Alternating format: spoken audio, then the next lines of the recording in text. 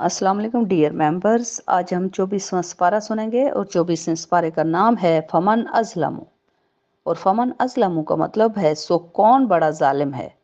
इस पारे में आज हम सूरह ज़ुमर की बकाया 24 आयत सुनेंगे। उसके अलावा सूरह मोमिन जिसका कि दूसरा नाम सूरह गाफिर भी है वो सुनेंगे। और उसके अलावा सूरह हामीम सजदा की 46 आयत भी सुनेंगे और उसकी बकाया आयत हम अगले पारे में सुनेंगे। इस पारे का आगाज़ सूरह ज़ुमर की 32वीं आयत से होता है जो कि पारे का नाम भी है। बिस्मिल्लाहिर्रहमानिर्रहीम। फमन अज़लमु मिमन कज़ब अलल्लाहि व कज़्ज़ब बिस्सिद्क़ि इज़ जाअह अलैसा फ़ी जहन्नम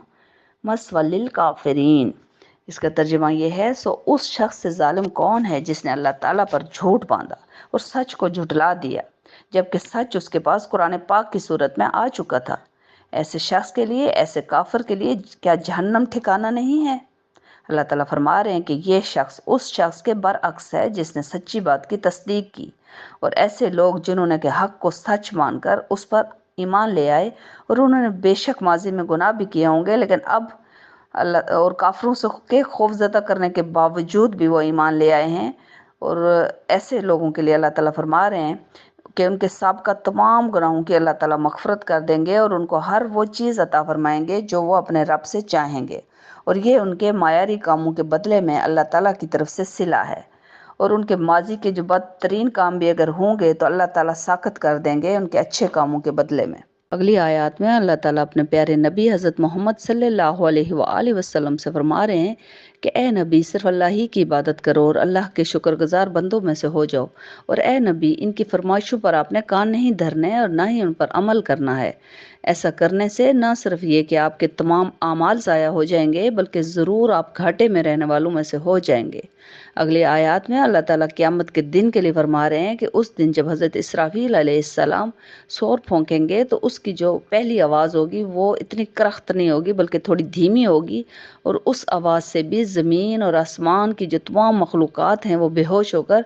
गिर पड़ेंगी। और जब दूसरी बार शोर फूंकेंगे तो उसकी आवाज़ इतनी करख्त होगी कि ज़मीन के तमाम मुर्दे भी निकल कर बाहर आ जाएंगे और जो बेहोश हुए हुए थे वो भी होश में आ जाएंगे और सब के सब लोग, तमाम मखलूक़ात क़यामत गाह की तरफ भागना शुरू कर देंगे जहाँ के कोई साइन बोर्ड भी नहीं होगा, लेकिन उन्हें ये पता होगा कि हमने किस तरफ जाना है। अब अल्लाह ताला जन्नतियों और जहन्नमियों दोनों के लिए फरमा रहे हैं कि किस तरह जन्नतियों को ग्रोह दर ग्रोह बड़े प्रोटोकॉल के साथ जन्नत की तरफ लेके जाया जाएगा और वहाँ उनके लिए जन्नत के दरवाजे खोल दिए जाएंगे और जन्नत के मुंतज़मीन फरिश्ते उनके लिए वेलकम करने के लिए खड़े होंगे और फरमा रहे होंगे, सलाम हो तुम पर, बड़े ही अच्छे रहे, सो दाखिल हो जाओ इस जन्नत में हमेशा के लिए। और जन्नती जब जन्नत में दाखिल होंगे तो कह रहे होंगे, शुक्र अल्लाह अल्हम्दुलिल्लाह। और साथ अल्लाह ताला का शुक्र अदा करने के साथ साथ वो ये भी कह रहे होंगे कि अल्लाह ताला ने हमसे वादा सच्चा किया और इस सरजमीन का वारिस बना दिया। और जहन्नमियों के लिए अल्लाह ताला फरमा रहे हैं कि जहन्नमी भी इसी तरह दाखिल हो रहे होंगे ग्रोह दर ग्रोह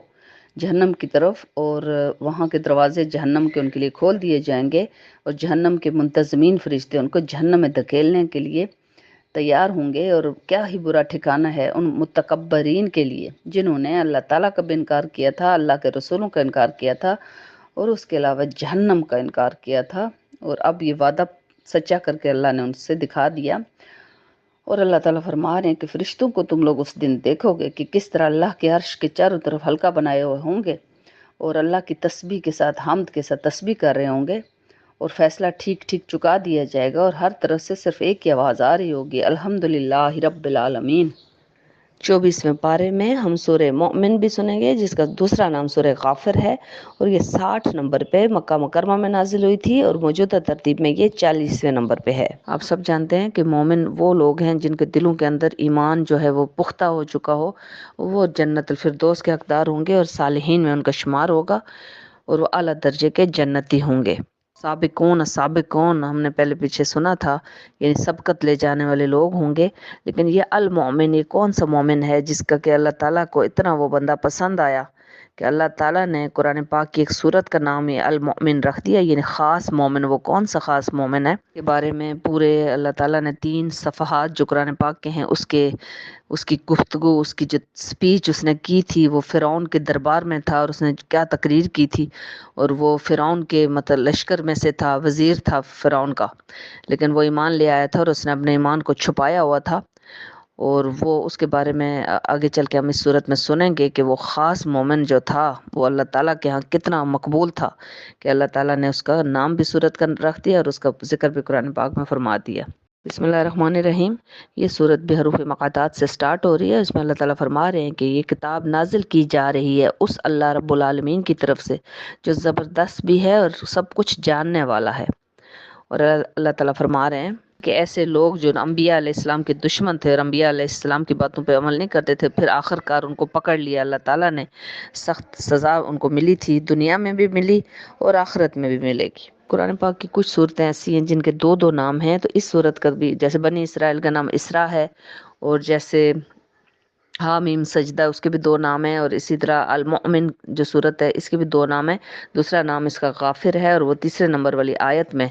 اللہ تعالیٰ فرما رہے ہیں کہ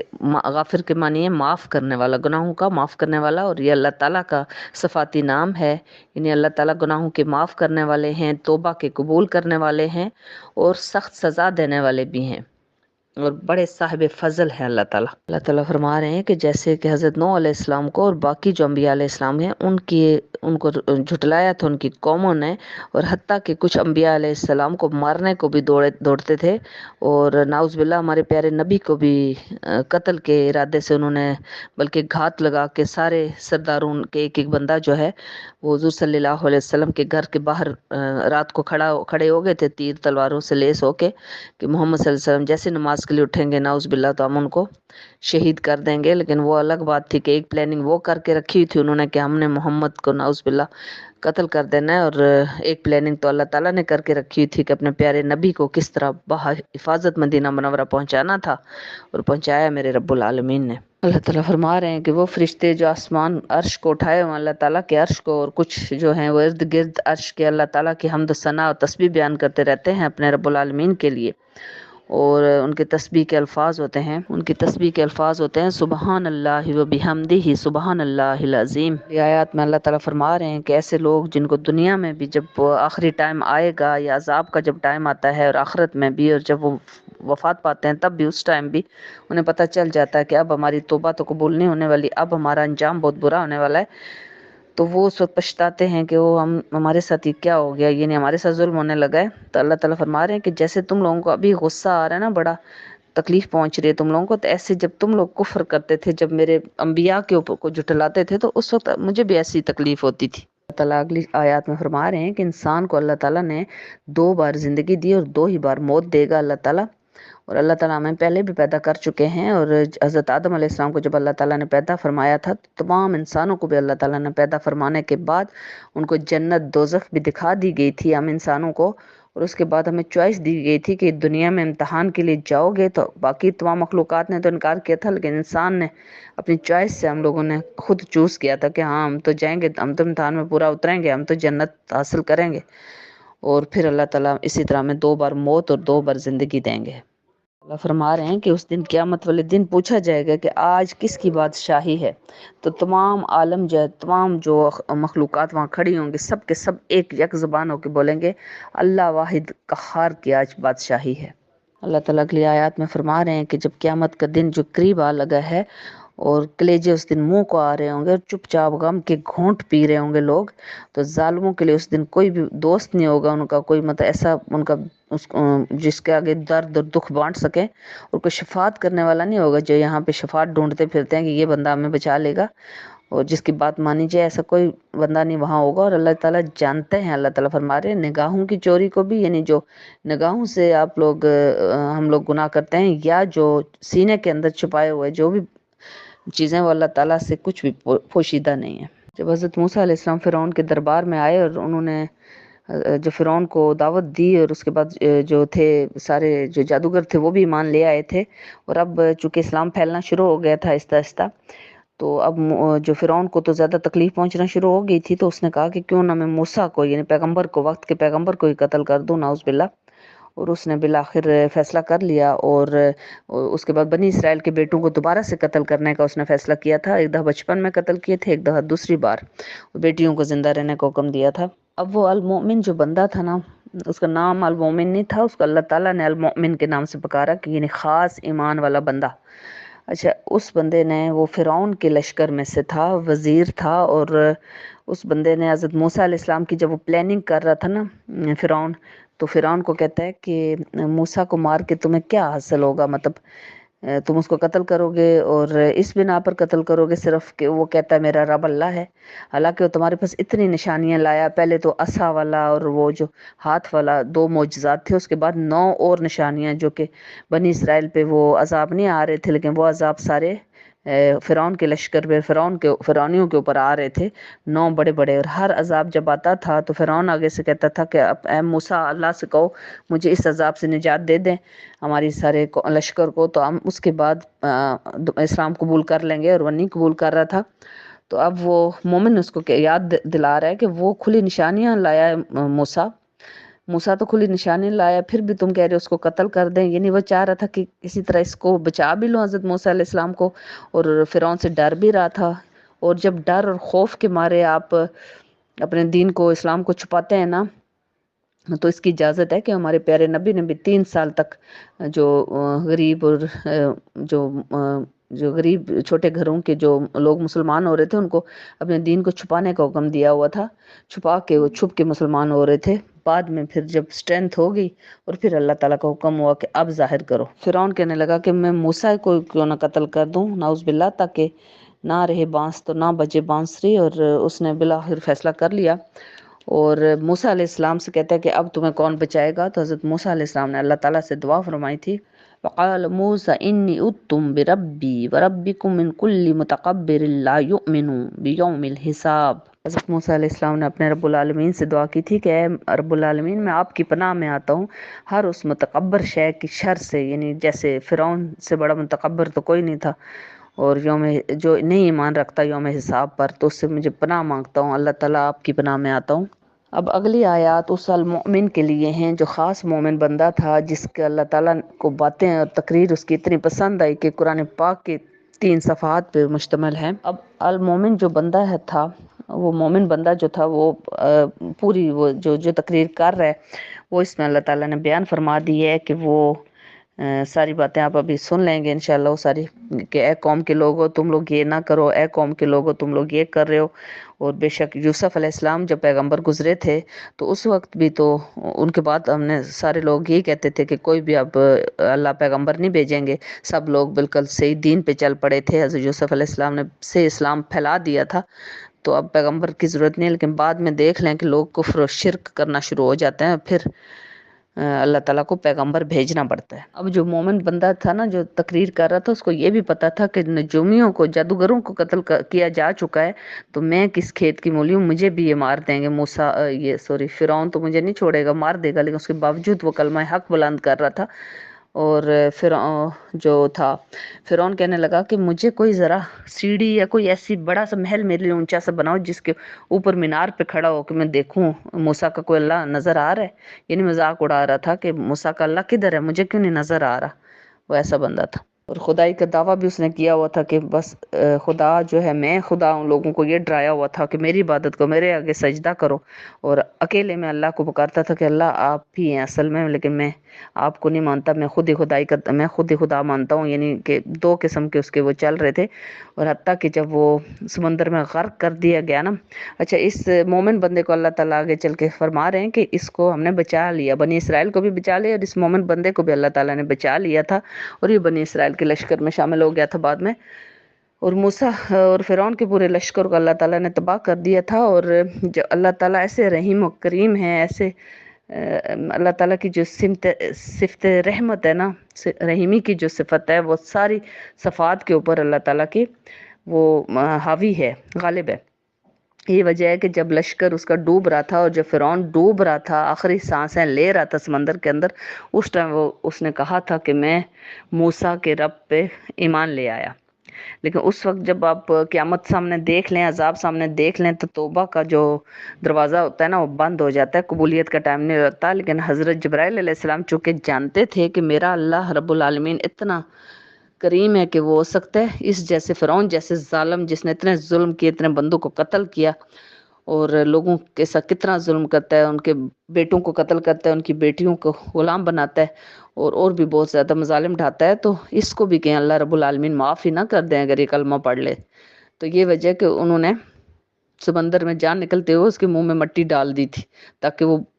کلمہ پڑھ ہی نہ سکے۔ اللہ نے قرآن میں 1450 سال پہلے فرمایا کہ جب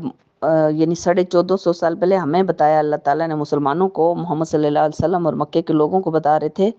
کہ یعنی 6000 سال پہلے جب حضرت موسیٰ علیہ السلام اور فرعون کا جو واقعہ ہوا تھا،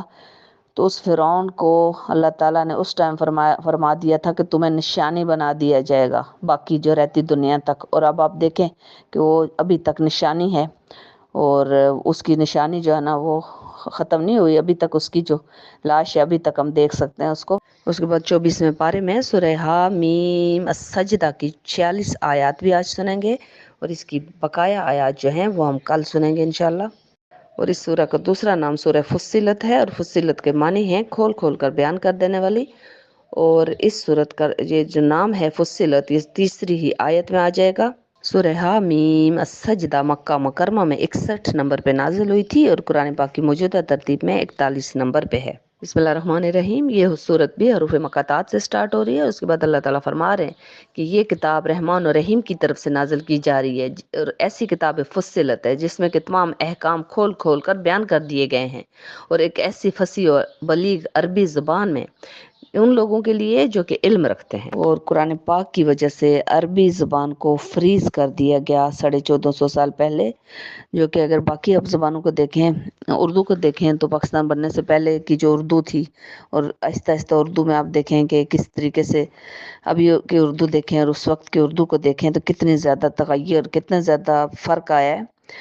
ڈفرینس آیا ہے۔ اور اسی طریقے سے انگلش کے کئی ورڈز ہیں جو کہ ابھی ہم دیکھتے ہیں تو کئی چیزوں کے فلاور کے میننگ دو اب چل رہے ہیں، اس سے بہت سی چیزوں کے دو میننگ چل رہے ہیں، کہ الفاظ ہی چینج ہو گئے ہیں، کہ ڈکشنری چینج ہو گئی ہے انگلش کے، اور اسی طرح باقی لینگویجز۔ لیکن جو عربی زبان ہے وہ اللہ تعالیٰ نے قرآن مجید کی وجہ سے اس کو فریز کر دیا، اس میں زیر اور زبر کا بھی فرق نہیں آ رہا، کیونکہ سب سے جو فصیح و بلیغ جو عربی تھی اس میں قرآن نازل کر کے اللہ تعالیٰ نے اس کو وہیں پہ فریز کر دیا۔ اللہ تعالیٰ فرما رہے ہیں کہ یہ جو قرآن پاک نازل کیا جا رہا ہے عربی زبان میں، یہ بشارت دینے والا ہے، متنبع کرنے والا ہے، پھر بھی ان لوگوں میں سے اکثر لوگوں نے منہ موڑ لیا اور سن بھی نہیں رہے، اور وہ یہ کہہ رہے ہیں کہ ہمارے دلوں پہ تو غلاف چڑھے ہیں محمد، ہم تو نہیں سن رہے، اور ان باتوں کی طرف جن کی طرف تم ہمیں بلا رہے ہو ہمارے کان بھی بہرے ہو چکے ہیں، اب ہمارے اور تمہارے درمیان پردہ حائل ہو گیا ہے، سو تم اپنا کام ہے محمد کرو اور ہمیں اپنا کام کرنے دو، ہم اپنا کام جاری رکھیں گے۔ اور مکے کے جو لوگ تھے نا خود بھی نہیں سن رہے تھے اور دوسروں کو بھی سننے نہیں دے رہے تھے، اور یہ کہتے تھے کچھ جو شریر جو سردار تھے نا وہ اپنے بچوں سمیت وہ سارے یہ کرتے تھے کہ جیسے قرآن کی تلاوت ہوتی تو کچھ لوگ جو کہ پاس سنتے تھے، اور جو سنتے تھے ان کے دلوں پہ تو اثر ہوتا تھا۔ آگے چل کے ہم دیکھیں گے کہ ایک صورت کا اثر حضرت انہوں نے سنی تھی، حضرت عمر فاروق نے سنی تھی، تو ان پہ کیا اثر ہوا تھا، سب پہ اثر ہوتا تھا۔ تو کچھ جو لوگ تھے نا شریر قسم کے، وہ کہتے تھے کہ اونچا اونچا تم لوگ گانے گاؤ، اونچے اونچے، جیسے نہیں شرارتی محلے کے بچے ہوتے ہیں کہ اونچے اونچے گانے گاؤ، اونچے اونچے تم لوگ چیخیں مارو تاکہ قرآن کی آواز کسی کے کانوں میں بھی نہ پڑ سکے۔ اب اللہ تعالیٰ اپنے پیارے نبی سے فرما رہے ہیں کہ اے نبی ان سے کہیے کہ بس میں تو ایک بشر ہوں تم جیسا ہی، میں تو ایک انسان ہی ہوں، لیکن بذریعہ وحی یعنی وحی کے ذریعے مجھے بتایا جاتا ہے کہ تمہارا معبود تو صرف ایک اللہ ہی ہے، سو اپنے رخ صرف اللہ ہی کی طرف موڑ کے رکھو، یعنی صرف ایک ہی اللہ کی عبادت کرو اور اسی اللہ سے معافی چاہو، وہ معاف کرنے والا ہے۔ اور ان مشرکوں کے لیے جو کہ شرک کر رہے ہیں اور بتوں کی پوجا کر رہے ہیں ان کے لیے تو ہلاکت ہے، نری ہلاکت ہے، سراسر ہلاکت ہے، جو نہ تو زکوٰۃ ادا کرتے ہیں، زکوٰۃ کا مذاق اڑا رہے ہیں اور کہتے ہیں کہ ایسا اللہ جو زکوٰۃ مانگ رہے ہیں، نعوذ باللہ، اللہ اپنے لیے تو زکوٰۃ نہیں مانگ رہے تھے، اللہ تو غریب مسلمانوں کے لیے، غریب لوگوں کے لیے زکوٰۃ کا کہتے ہیں ہمیشہ ہماری دولت میں غریبوں کا حصہ ہوتا ہے۔ اللہ تعالیٰ فرما رہے ہیں اور وہی ہیں جو آخرت کا بھی انکار کرتے ہیں، تو ان کے لیے، ان سب مشرکوں کے لیے نری ہلاکت ہے، ہلاکت ہے۔ اور بلا شبہ وہ لوگ جو ایمان لائے اور نیک عمل کرتے رہے ان کے لیے تو اللہ کے ہاں پھر بے انتہا اور نہ ٹوٹنے والا سلسلہ ہے اجر کا۔ اللہ تعالیٰ اپنے پیارے حبیب سے فرما رہے ہیں کہ اے محمد ان سے کہیے کہ کیا واقعی تم انکار کر رہے ہو اس ذات پاک کا، یعنی اس اللہ کا جس نے کہ پیدا کیا زمین کو 2 دنوں میں۔ اچھا، چونکہ ہمیں یہ تو بار بار پچھلی صورتوں میں ہم نے سنا کہ 6 دنوں میں زمین اور آسمان کو اللہ تعالیٰ نے پیدا فرمایا ہے۔ ابھی ان 6 دنوں کی تفصیل ہے پوری کہ 2 دنوں میں زمین کو اللہ تعالیٰ نے پیدا فرمایا، اور اس اللہ کے ساتھ ہم اثر یعنی کہ برابر کوئی بندہ ٹھہراتے ہو، یعنی ان بتوں کو ٹھہراتے ہو کہ یہ بت بھی اللہ کے ہم اثر ہیں، انہوں نے بھی زمین پیدا کی ہے۔ تو اللہ تعالیٰ فرما رہے ہیں کہ یہ رب سارے جہانوں کا، اور پھر 2 دنوں میں زمین بنانے کے بعد اللہ تعالیٰ نے کیا کیا کہ تمام جو پہاڑ تھے وہ لنگر کی طرح، کیلوں کی طرح اس زمین کے اوپر گاڑ دیے اللہ تعالیٰ نے، اور اوپر سے برکتیں بھی رکھی اسی زمین پہ نباتات کی صورت میں، اور اندازے کے مطابق اس کے اندر یعنی زمین کے اندر سامان خوراک بھی رکھ دیا اللہ تعالیٰ نے۔ نہ صرف زمین کے اندر نباتات جو معدنیات رکھ دی، بلکہ اللہ تعالیٰ نے سمندر کے اندر بھی انسان کے لیے سی فوڈ پیدا کر دیے۔ پھر 4 دنوں میں ٹوٹل 4 دن لگے زمین کو اللہ تعالیٰ نے پیدا کیا، زمین کے اندر نباتات رکھی، زمین کے اوپر نباتات اگائیں، زمین کے اندر معدنیات، سمندر کے اندر سی فوڈ، اور ان سارے کاموں میں اللہ تعالیٰ نے 4 دن لگائے۔ اور یہ تمام جو سامان اللہ تعالیٰ نے پیدا فرمایا ہے تمام حاجت مندوں کی ضرورت کے مطابق رکھا، کسی چیز کی کمی بیشی نہیں ہو سکتی، کمی ہو ہی نہیں سکتی، بیشی ہو سکتی ہے۔ اور پھر اللہ تعالیٰ متوجہ ہوئے آسمان کی طرف، اور وہ آسمان پہلے کیا تھا؟ محض ایک دھواں تھا، اور اللہ کے حکم سے، اور زمین کو بھی اللہ تعالیٰ زمین کو بھی اللہ تعالیٰ نے حکم فرمایا کہ آ جاؤ وجود میں، کن کہہ دیا اللہ تعالیٰ نے، اور اللہ تعالیٰ جب کسی چیز کو کن کہہ دیں تو وہ چیز ہو جاتی ہے۔ تو اللہ تعالیٰ نے زمین کو حکم دیا کہ ہو جا، آ جاؤ اب تم اپنی صورت میں، اور پھر آسمان کو حکم دیا کہ اب تم آ جاؤ۔ آسمان کو بھی جو حکم دیا تو خواہ تم چاہو اے زمین اور اے آسمان، خواہ تم چاہو یا نہ چاہو، یعنی تم لوگوں کی مرضی نہیں چلے گی کہ تم لوگوں نے زمین نے بننا ہے کہ آسمان نے بننا ہے کہ نہیں بننا ہے۔ انسان یہ ایک ایسی ناشکری چیز ہے کہ انسان جو ہے نا اس کو اللہ تعالیٰ نے چوائس دی کہ میری مرضی سے تم لوگ، اپنی مرضی ہے تم لوگوں کی کہ تم لوگ سیدھے راستے پہ چلو یا برائی کے راستے پہ چلو، میرا کام ہے تم لوگوں کو ہدایت پہنچانا، وہ اللہ نے پہنچا دی۔ اور باقی تمام مخلوقات جو ہیں وہ اللہ تعالیٰ کی تابع ہیں۔ دیکھ لیں فرشتوں کو، انہوں نے ہر صورت میں نیک ہی اعمال کرنے ہیں، برائی کی طرف کوئی بھی مخلوق نہیں جا سکتی۔ اور پھر اللہ تعالیٰ نے آسمان، خالی ایک آسمان نہیں بنایا بلکہ 7 آسمان بنائے ان 6 دنوں کے اندر، یعنی 4 دنوں میں زمین کا سارا کام، اور اس کے بعد 2 دنوں میں آسمان، اور آسمان کے بعد 7 آسمان، اور پھر ان کے اندر ایک پوری کہکشاں اللہ تعالیٰ نے خوشنما بنا دی ہمارے لیے۔ اور اللہ تعالیٰ کی قدرت دیکھیں کہ اللہ تعالیٰ نے زمین کو بھی ہماری خدمت کے لیے بنایا، آسمان کو بھی ہمارے آنکھوں کو بھلا لگے، آسمان اس لیے بنایا، بارش برسائے اس لیے بنایا، اور تمام جتنی مخلوقات پیدا کی ہیں اللہ تعالیٰ نے وہ ہماری خدمت کے لیے، تاکہ فرشتے بھی ہماری خدمت کے لیے، انسانوں کی خدمت کے لیے، تمام مخلوق جو باقی پیدا کی وہ بھی ہمارے کام آتی ہے۔ اللہ تعالیٰ اپنے پیارے حبیب سے فرما رہے ہیں کہ مکے کے لوگ باہر یہ کہتے ہیں، کافر جو ہیں باہر یہ کہتے ہیں کہ لوگوں اس قرآن کو نہ سنو، اس قرآن کو سنتے ہو خلل ڈالو تاکہ کوئی اور بھی نہ پڑھ سکے۔ جب یہ پڑھ کے سنایا جاتا ہے نا، جبرائیل علیہ السلام دہی قلبی کی آواز میں جب سناتے ہیں، اور وہ تلاوت اتنی خوشحالانی کے ساتھ ہوتی ہے، اتنی خوبصورت کہ ہر بندہ متاثر ہوتا ہے، تو تم لوگ نہ سنو تاکہ شاید تم اس طریقے چیخیں مارو، شور کرو، تاکہ نہ سنو تاکہ تم قرآن کے اوپر اور محمد کے دین کے اوپر غالب آ جاؤ، یعنی کہ تم دوبارہ کفر جو ہے نا وہ دین کے اوپر، وہ ایمان کے اوپر غالب آ جائے۔ تو اللہ فرما رہے ہیں محمد ہم تو ضرور ان کو مزہ چکھائیں گے ان کافروں کو، اور سخت عذاب دیں گے اور سخت سزا دیں گے ان کو۔ اللہ تعالیٰ اپنے پیارے حبیب سے فرما رہے ہیں کہ اگر ہم اس قرآن پاک کو کسی اور زبان یعنی عجمی زبان یعنی عربی کے علاوہ کسی اور زبان میں نازل کرتے تو یہ ضرور مکے کے لوگ جو اعتراض کرتے کہ اس کو عربی میں کیوں نہیں نازل کیا گیا، اگر عربی میں ہوتا اور اس کے آیات تو ہمیں سمجھ آتی تو ہم تو اس پہ ضرور عمل کرتے۔ تو کیا یہ عجیب بات نہیں ہے کہ کلام عجمی میں ہے اور یہ مخاطب یعنی محمد صلی اللہ علیہ وسلم تو عربی ہیں، تو یہ کیا عجیب بات اللہ تعالیٰ نے نازل کی۔ اب 24واں پارہ سن لیجئے۔ جزاک اللہ۔